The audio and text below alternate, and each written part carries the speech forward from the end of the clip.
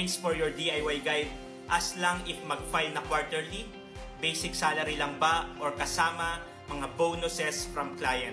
Congratulations sa BIR registration mo. Welcome to the club ng mga BIR registered freelancer.